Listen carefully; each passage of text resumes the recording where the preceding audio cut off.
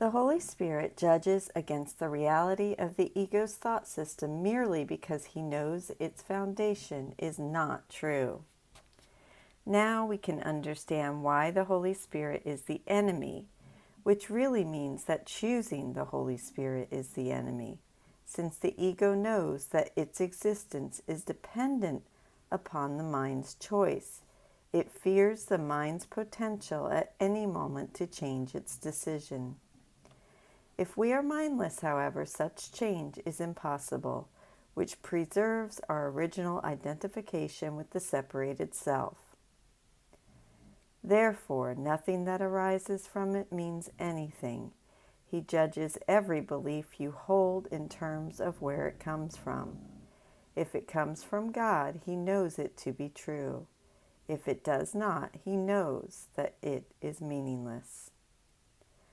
Thus, the first miracle principle: there is no order of difficulty in miracles.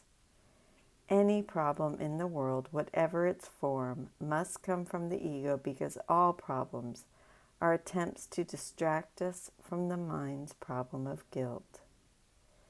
The form of the problem is irrelevant, for only its content, the decision for guilt, is important. The miracle returns our attention to the mind, where we can judge the ego truly, allowing the decision for the truth of atonement to dawn on our minds and lead us home. In grandeur versus grandiosity, we see the ego's fear clearly spelled out again. Grandeur is of God and only of Him. Therefore, it is in you. In the previous chapter, in the context of Jesus' rhapsodic song of oneness, we looked at the idea of the power and the glory that is ours. This is our grandeur, which must be in us because we live in God. He is also in us since we brought His memory along when we fell asleep and began our special dreams of separation. Whenever you become aware of it, however dimly, you abandon the ego automatically, because in the presence of the grandeur of God, the meaninglessness of the ego becomes perfectly apparent. The ego's fear is that in the presence of the true grandeur of God and His Son, our petty and pitiful self will disappear, for it is nothing in and of itself. This little self we think is so wonderful and grand, this parody or travesty of our creation, not to mention the cosmos we built as our home, are all meaningless, and they would dissolve the instant we turned back to the true grandeur of Christ. There is no other reason for the world and the body except to defend against this fear of losing the self we think is so valuable and true.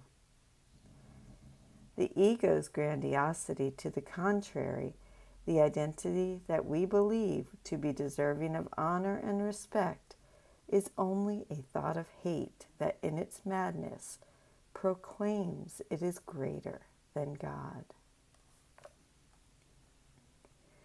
When this occurs, even though it does not understand it, the ego believes that its enemy has struck and attempts to offer gifts to induce you to return to its protection. Self-inflation is the only offering it can make. The grandiosity of the ego is its alternative to the grandeur of God. Which will you choose? It is obvious which we will choose because we have chosen it and still do. This is the grandiosity or self-inflation, which is specialness, that says we are wonderful creatures that God created in His own image and likeness. When we reread the Bible in light of these ideas, it is clear why it has enjoyed such incredible popularity in the Western world. It is the ego's book, extolling the individual and special self, body, and personality as divine.